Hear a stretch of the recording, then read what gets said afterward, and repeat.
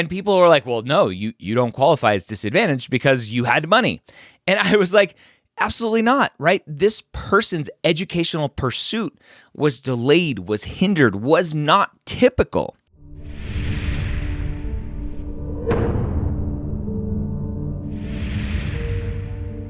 The Old PreMeds Podcast, session number 333. Welcome to the Old PreMeds Podcast. My name is Dr. Ryan Gray, your host here every week, where I answer your non-traditional questions. The best place to answer those, or ask those questions rather, I answer them, you ask them, is on PreMed Hangout right now. Just use the hashtag OPM Podcast, Old PreMed, hashtag I'm old, don't know what to do, whatever you want to use to ask your question. Go over to premedhangout.com and ask there. That's our Facebook group that is welcome to everyone. It's a great, fantastic, collaborative community. Before we jump into our question, though, I want to talk about the MCAT Minute brought to you by Blueprint MCAT. As a non-traditional student, your time is limited. You are stressed with work and family and classes and activities and whatever it is that you need to do as a non-traditional student. One of the best ways to make sure you're handling it all and you have time for it and you're prepared for it is to schedule it all out. Use the amazing free study planner tool from Blueprint MCAT. Today, go to blueprintmcat.com, click on free resources, click on free MCAT prep, study tool. They all kind of take you to the same place. Scroll to the bottom, fill out that form, and get access to that free account today. That's blueprintmcat.com. Thank you to Blueprint for sponsoring the Old PreMeds Podcast. So let's go ahead and get into our question today. Again, our student says, I'm not an underrepresented population in medicine by any means in the usual sense, but could I formulate a disadvantage statement for having had to go through my bachelor's program after having my son when I was 19? I had my son and got married in my sophomore year of college after a, quote, oopsie baby, and continued, someone didn't learn the birds and the bees, continued on to my bachelor's degree. We had to get on WIC. I joined the Army National Guard and worked part-time while in college to get through it all. I feel like it wasn't the typical college experience, to say the least. So let's start with the first part of this question. Number one, or the premise of this question, is not really a problem anymore, right? Because the AAMC, which runs AMCAS, for the 2023 to 2024 application cycle, they got rid of the disadvantaged essay. So a lot of people don't know that, and so this question may be a newer question that still is asking about disadvantage, that may be a little bit of an older question that may be asking about the disadvantage statement. There is no disadvantage statement anymore. People don't have to ask themselves, am I disadvantaged, right? And this was the problem with this question, is a lot of people assumed disadvantaged equaled underrepresented, which is how this question led off. I'm not underrepresented. But could you be, right? You're a teen mom, 19 years old, right? Could that be underrepresented in medicine? I don't know, right? It's not by traditional means. The AAMC did have a quote-unquote standard definition for underrepresented when they first kind of coined that term URM. Now the term underrepresented and who qualifies, what qualifies as underrepresented is kind of given to the schools depending on their own populations that they serve. But in preparation for the affirmative action ruling by the Supreme Court in 23, the AAMC got rid of the disadvantaged essay and kind of renamed it. They didn't rename it, right? They just moved it away and then introduced a new essay called the Other Impactful Experiences essay. And I would say 1,000%, this life experience qualifies as a other impactful experience. Without a doubt, it is an impactful experience that isn't really able to be captured anywhere else in the application.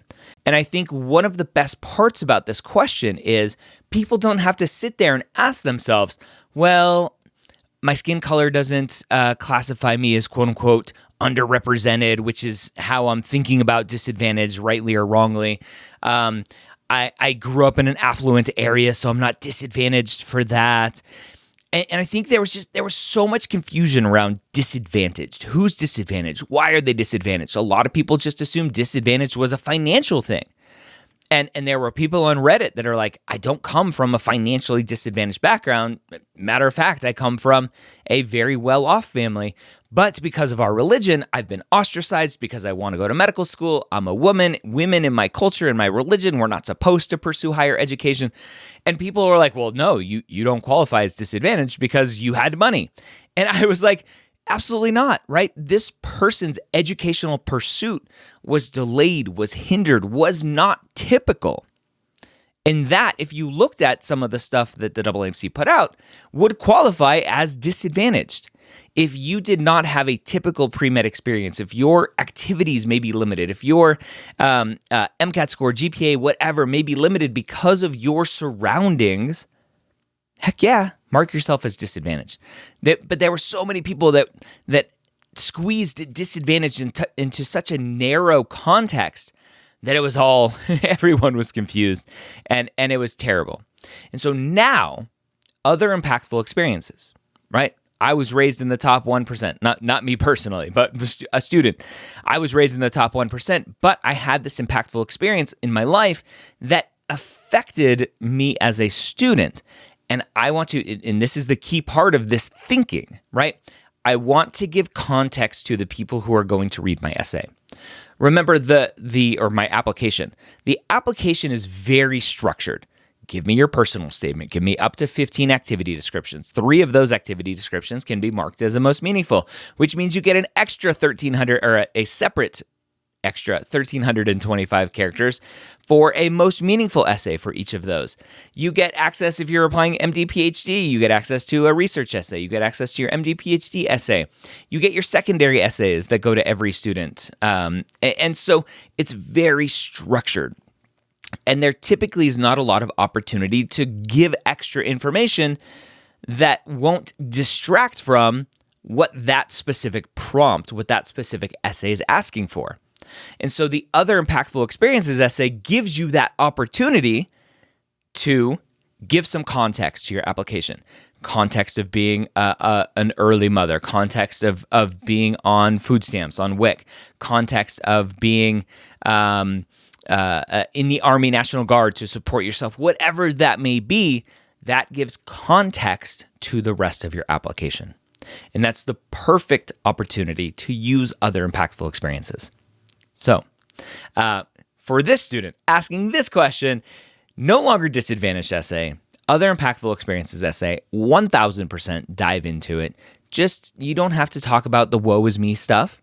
You can just talk about the struggles, what you've done to overcome them. If you have, not every other impactful experiences essay needs to be spun into the, oh, look at how amazing I am at conquering all of this stuff.